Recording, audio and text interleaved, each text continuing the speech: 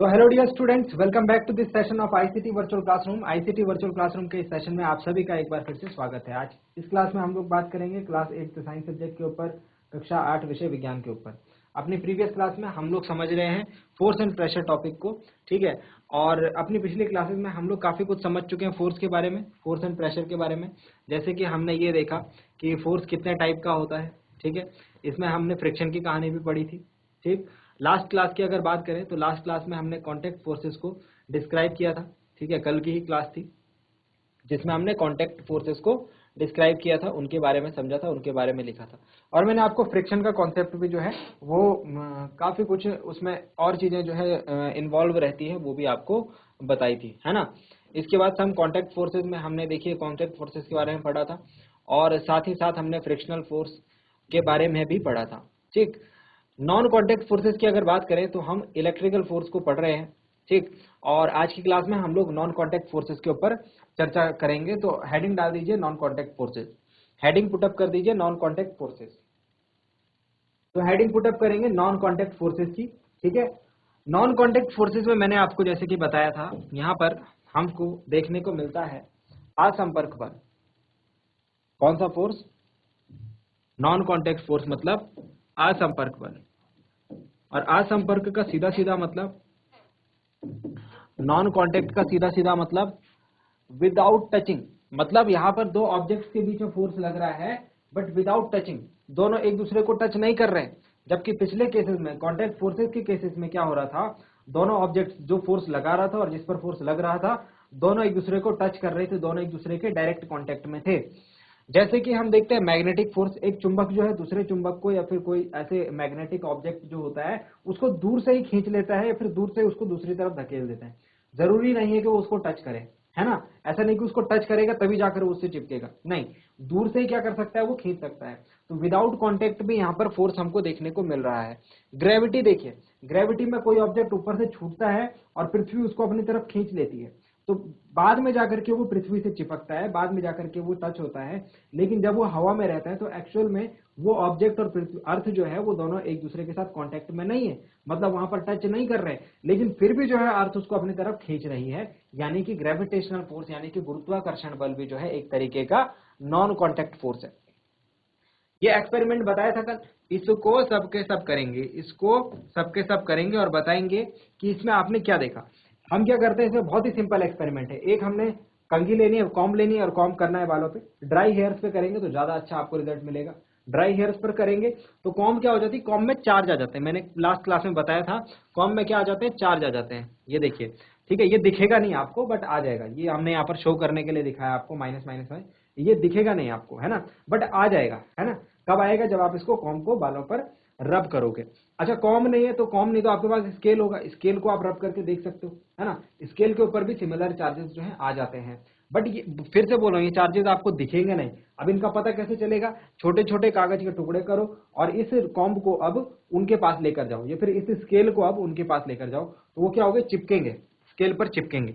मतलब कि यहां पर भी कोई ना कोई फोर्स जो है जिसने इनको चिपकाने का यानी खींचने का काम किया है, और यहां पर भी डायरेक्ट कांटेक्ट तो है नहीं, अपने आप ही खींच रहा है इसकी तरफ, यानी कि ये भी एक तरीके का नॉन कांटेक्ट फोर्स है, और इसको हम कहते हैं इलेक्ट्रिकल फोर्स। इलेक्ट्रिकल फोर्स तब आता है डियर स्टूडेंट्स, किसी फोर्स को इलेक्ट्रिकल फोर्स तब कहते हैं जब वहां पर चार्जेस के बीच में बात हो रही हो। और मैंने क्या बोला, जब हम कॉम्ब को सर पे रगड़ते हैं तो उसमें क्या आ जाते हैं, चार्ज आ जाते हैं।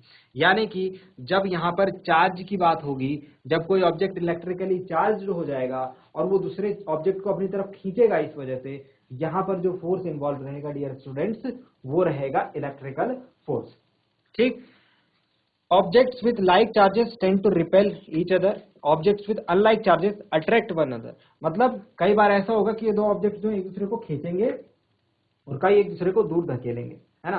तो वो डिपेंड करेगा इनके ऊपर कैसे चार्ज है। अगर इनके ऊपर एक जैसे चार्ज होंगे तो वो एक दूसरे को दूर धकेलेंगे। अगर उनके ऊपर अनलाइक चार्जेस मतलब अपोजिट टाइप के चार्ज होंगे तो वो एक दूसरे को अट्रैक्ट करेंगे यानी अपनी तरफ खींचेंगे।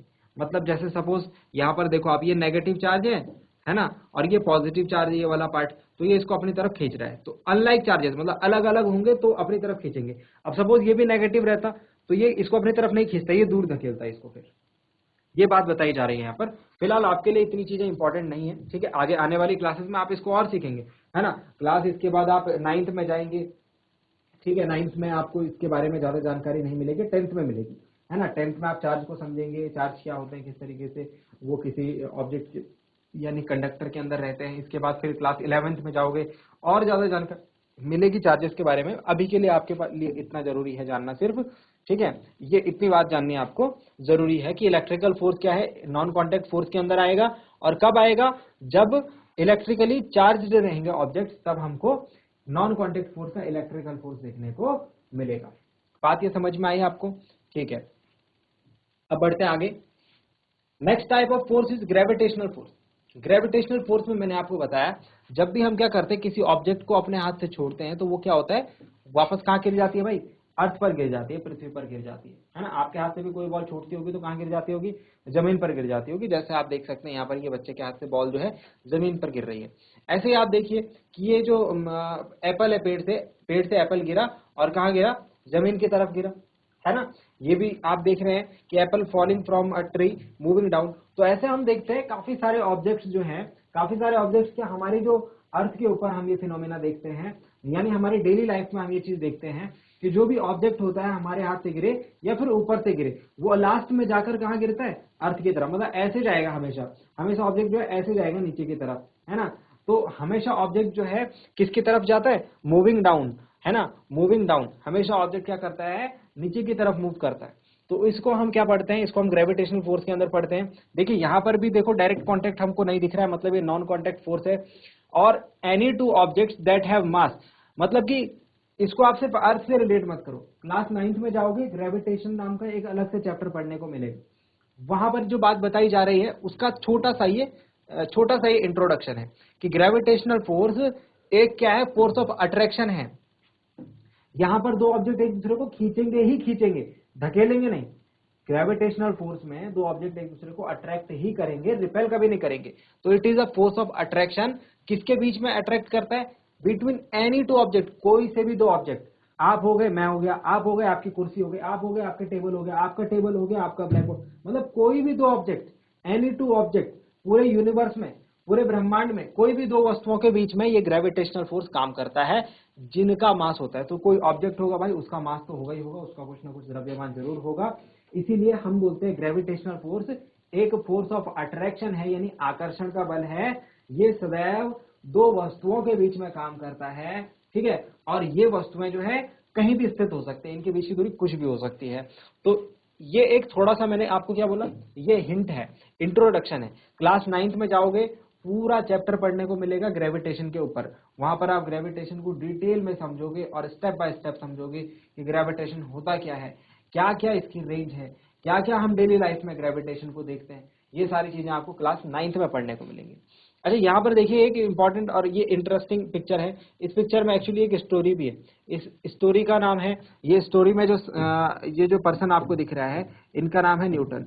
तो ये बोली जाती है, ये एक हाइपोथेटिकल स्टोरी है और एक ये मतलब लीजेंड टाइप की है, एक ऐसे कहानी चलती है, ठीक है। अब किसी को नहीं पता कितनी सच है कितनी झूठ है, बट ऐसे चलती है कहानी। तो इसमें क्या बोलते हैं कि आइजैक न्यूटन नाम के एक साइंटिस्ट, जो कि एक बार बैठे हुए थे, अच्छा साइंटिस्ट के बाद में मैंने, इस टाइम ये अपनी पढ़ाई कर रहे थे, तो ये एक पार्क में बैठे हुए थे। अब पार्क में क्या हुआ, इनके सामने एक एप्पल का ट्री था। एप्पल के ट्री से एक एप्पल नीचे गिरता है, सर पे नहीं गिरा, नीचे गिरता है, यहाँ पर सर पे गिरता हुआ दिखाई दे रहा है, बट ऐसे पेड़ से नीचे गिरा। उस एप्पल को इन्होंने देखा और इन्होंने देखने के बाद ये सोचना शुरू किया कि ऐसा क्या हुआ कि ये एप्पल नीचे की तरफ ही गिरा, है ना। इनके माइंड में क्वेश्चन आया। अब देखो क्वेश्चन आया इनके दिमाग में और इन्होंने फिर अपनी थ्योरी बताई ग्रेविटेशनल फोर्स को लेकर के, यूनिवर्सल लॉ ऑफ ग्रेविटेशन दिया, न्यूटन के लॉज ऑफ मोशन आए। मतलब कि एक क्वेश्चन इनके दिमाग में आया और उससे इन्होंने इतनी सारी जो बातें हैं उनको एक्सप्लेन किया। इन्होंने ये समझाया कि सन के चारों तरफ प्लेनेट्स क्यों घूम रहे हैं। इन्होंने ये समझाया कि अर्थ के चारों तरफ, पृथ्वी के चारों तरफ चंद्रमा कैसे घूमती, क्यों घूमती है, ठीक है। तो इन्होंने इतनी सारी चीजें, सिर्फ एक चीज, एक इवेंट को देख करके इनके दिमाग में क्वेश्चन आया, उससे हमको इतनी सारी चीजें सीखने को मिली, इतने सारे जो हमारे डेली लाइफ क्वेश्चंस थे वो सॉल्व हुए। तो डियर स्टूडेंट्स, आपको क्या करना है, आपको भी इसी तरीके से क्वेश्चन अपने दिमाग से पूछने हैं। आपको कोई चीज अपने आसपास दिखती है तो आपको क्या करना है, उसके लिए क्वेश्चन पुटअप करना है कि ऐसा क्यों हो रहा है ना। और जब आप उसका आंसर निकालने जाएंगे आपको काफी सारी नई चीजें पता लगेंगी। फिलहाल ये था हमारा ग्रेविटेशनल फोर्स। अब इसके बाद आते हैं मैग्नेटिक फोर्स में। मैग्नेट से तो आपने खूब खेला होगा, है ना, काफी सारे बच्चों को मैग्नेट्स अच्छे लगते होंगे, काफी सारे बच्चों ने मैग्नेट से खेला होगा, जिन्होंने नहीं खेला होगा उन्होंने देखा होगा बाकी बच्चों को खेलते हुए।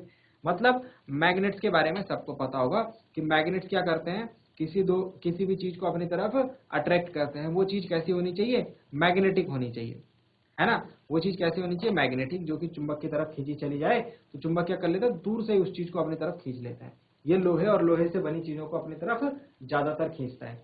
तो हमने यहाँ पर क्या देखा कि अगर ये मैग्नेट यहाँ पर रखा होगा और ये कीले इससे थोड़ा सा डिस्टेंस पे रखी होंगी, तो क्या ये इसकी तरफ खींची हुई नहीं चली जाएंगी, चली जाएंगी।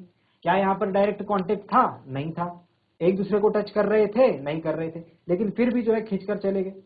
तो ये भी क्या है, एक नॉन कांटेक्ट फोर्स है, क्योंकि यहाँ पर एक्चुअल टचिंग नहीं हो रही है, डायरेक्ट टचिंग नहीं हो रही है। सर्टेन मटेरियल्स, कुछ ही मटेरियल्स में हमको देखने को मिलेगा, जैसे मैंने आपको बताया लोहे की चीजों में, ठीक है। Is a non contact force, magnetic force is a non contact force that exist between certain materials such as iron. लोहे और लोहे से बनी हुई जो चीजें हैं उनमें हमको मैग्नेटिक फोर्स देखने को मिलता है। द फोर्स में भी अट्रैक्टिव और रिपल्सिव, मतलब ऐसा भी हो सकता है, आपने देखा होगा दो चुंबक एक दूसरे को खींचते भी हैं और दूर भी धकेलते हैं, है ना। वो सारी कहानी हम मैग्नेट्स वाले चैप्टर में पढ़ेंगे कि ऐसा क्यों होता है, कब वो एक दूसरे को खींचेंगे, कब वो एक दूसरे को धकेलेंगे। लेकिन ये वाला फोर्स जो है ये अट्रैक्टिव भी हो सकता है और रिपल्सिव भी हो सकता है। ग्रेविटेशनल फोर्स कैसा था, सिर्फ अट्रैक्टिव था। इलेक्ट्रिकल फोर्स कैसा था, अट्रैक्टिव भी था, रिपल्सिव भी था। ये छोटी छोटी चीजें आपको ध्यान में रखनी है। मैं बहुत कम डेटा यहाँ पर लिखा हुआ है और बहुत कम मैं आपको बता रहा हूँ कि इतना इतना ही याद रखना है। जो भी याद रखना है, जो भी यहाँ पर लिखा हुआ है वो इंपॉर्टेंट है। जितनी चीज यहाँ पर बताई जा रही है एटलीस्ट वो तो आपको याद रखनी है। तो इसको जल्दी से नोट डाउन करेंगे, ठीक है। और एग्जांपल में आप देख रहे हैं किस तरीके से हमको मैग्नेटिक फोर्स अपनी डेली लाइफ में देखने को मिलता है। जल्दी से मैग्नेटिक फोर्स को नोट डाउन करेंगे। चलिए, आई होप यहाँ तक की बातें आपकी समझ में आ गई होगी। ये मैग्नेट से रिलेटेड ही कुछ हमारे पास छोटी छोटी एक्सरसाइज है। आपको क्या करना है, 2 बार मैग्नेट लेने हैं। अच्छा, 2 बार मैग्नेट लेकर के आपको क्या करना है, सिंपल सा काम है। अगर है तो ओके, नहीं है तो आप यहाँ से भी समझ सकते हैं। बार मैग्नेट क्या होता है, कुछ इस तरीके का होता है। ये इस बार मैग्नेट का आधा भाग लाल होता है और आधा भाग ब्लू होता है। हाफ पार्ट कैसा रहता है, ऐसा ब्लू रहता है, और हाफ पार्ट कैसा रहता है, रेड रहता है, जैसे कि आपको ऊपर फिगर में दिखाई दे रहा होगा इस तरीके से, ठीक है, ऐसा रहता है। और हाफ पार्ट रेड रहता है, जैसे ऊपर आपको दिख रहा होगा, है ना। अब क्या होता है कि जब आप ये हाफ हाफ पार्ट जो है ये अलग अलग पोल को डिनोट करते हैं। एक इसका पोल, इसके 2 पोल होते हैं, मैग्नेट के 2 पोल होते हैं। चलिए यहाँ पे समझाता हूँ आपको। मैग्नेट के 2 पोल होते हैं, एक नॉर्थ पोल और एक साउथ पोल। मैग्नेट के 2 पोल्स होते हैं, एक नॉर्थ पोल, साउथ पोल, ठीक है। तो अलग अलग कलर है, 2 कलर है, 2 कलर जो है अलग अलग पोल्स को रिप्रेजेंट यहाँ पर कर रहे हैं। अच्छा, यहाँ पर लिखा है like poles attract each other, मतलब अगर दोनों के कलर सेम हो गए, देखो दोनों के कलर क्या हो गए, सेम हो गए, तो वो क्या करेंगे एक दूसरे को, यहाँ पर थोड़ा सा गलत लिखा हुआ है। अनलाइक पोल्स जो होते हैं वो एक दूसरे को अट्रैक्ट करते हैं और लाइक पोल्स एक दूसरे को रिपेल करते हैं। अनलाइक पोल्स एक दूसरे को अट्रैक्ट करते हैं और लाइक पोल्स जो है एक दूसरे को रिपेल करते हैं। मतलब अगर ये 2 सेम कलर के होंगे, सेम मतलब लाइक, सेम मतलब लाइक, लाइक मतलब एक जैसा, लाइक मतलब एक जैसे। तो ये देखो, ये भी रेड है, ये भी रेड है, दिख रहा होगा आपको। जब ये दोनों एक जैसे होंगे तो ये दूर दूर जाएंगे, ये क्या होंगे, दूर दूर जाएंगे। अच्छा, अनलाइक पोल्स मतलब अलग अलग, जैसे यहाँ पर ये देखो, ये है रेड और ये है ब्लू, तो ये अनलाइक हो गए। अनलाइक मतलब अलग अलग, एक जैसे नहीं। तो जब ये अलग अलग होंगे तो एक दूसरे के पास जाएंगे। तो क्या बोला जा रहा है कि जब अनलाइक पोल्स होंगे तो अट्रैक्ट होंगे, एक दूसरे को पास जाएंगे, एक दूसरे को आकर्षित करेंगे। और जब लाइक पोल्स होंगे तो एक दूसरे को रिपेल करेंगे, एक दूसरे से दूर जाएंगे। तो इसके लिए आपको क्या करना है, एक मैग्नेट को आपको ऐसे पेंसिल के ऊपर रख देना है। पेंसिल होती है, 3 पेंसिल के ऊपर ऐसे रख दिया। अब दूसरा मैग्नेट आप उसके पास लेके जाइए। पहले आप उसको लाइक लाइक पोल्स लेकर जाइए, मतलब सेम कलर आप एक दूसरे के सामने रखिए, और फिर उसके बाद अनलाइक पोल्स मतलब अलग अलग कलर एक दूसरे के सामने रखिए, और फिर देखिए क्या ये चीज होती है नहीं होती है। तो ये चीज आप यहाँ पर देखेंगे कि जब लाइक पोल्स में लेकर जाता हूँ तो वे दूर दूर जाते हैं मैग्नेट, ये मैग्नेट जो है पीछे पीछे खिसकता है, और जब लाइक पोल्स अनलाइक पोल्स लेके जाता हूँ तो ये मैग्नेट आगे की तरफ खिंचा चला आता है ना। तो ये एक छोटा सा एक्सपेरिमेंट है, ये दिखाने के लिए कि मैग्नेट में हमको क्या देखने को मिलता है, मैग्नेट में हमको मैग्नेटिक फोर्स देखने को मिलता है, attraction as well as repulsion. इस बात को ध्यान रखें, ये थोड़ा सा यहाँ पर मिसप्रिंट हो रखा है, ठीक है। अनलाइक पोल्स एक दूसरे को अट्रैक्ट करते हैं और लाइक पोल्स एक दूसरे को रिपेल करते हैं। ठीक है, जैसे यहाँ पर भी हमको ये दिखा रखा है एक छोटा सा एक्सपेरिमेंट। तो अगर आपके पास बार मैग्नेट अवेलेबल है, इसको बार मैग्नेट बोलते हैं, इस तरीके से बार की तरह रहता है, इसीलिए इसको बार मैग्नेट बोलते हैं।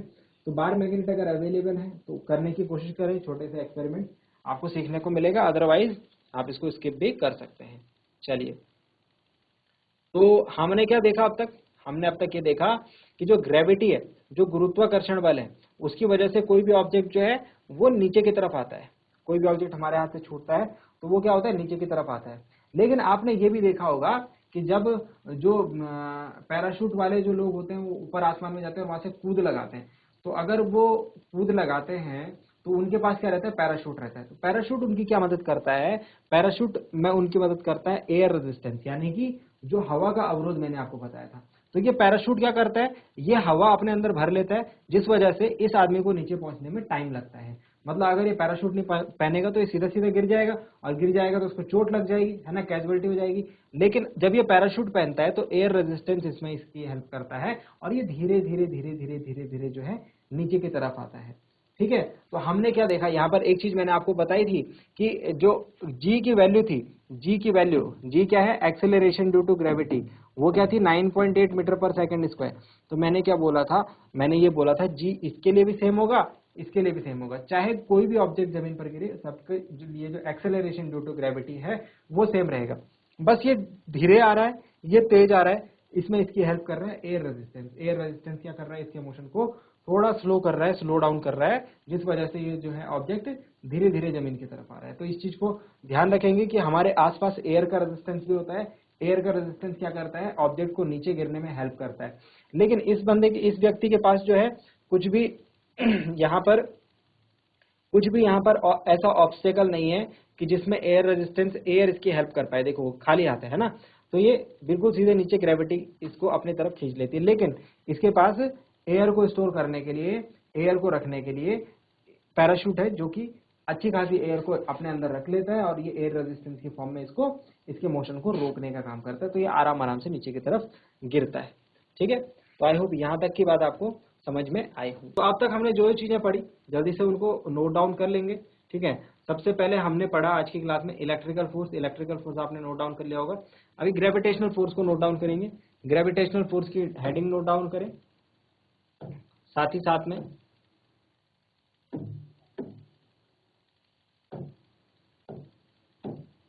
ग्रेविटेशनल फोर्स, इसकी हेडिंग को नोट डाउन करें, और साथ ही साथ में इसकी जो डेफिनेशन है इसको भी लिखें, और ये एग्जांपल्स भी इसके जरूर लिखें। ये एग्जांपल में ये 2 पॉइंट जरूर लिखें।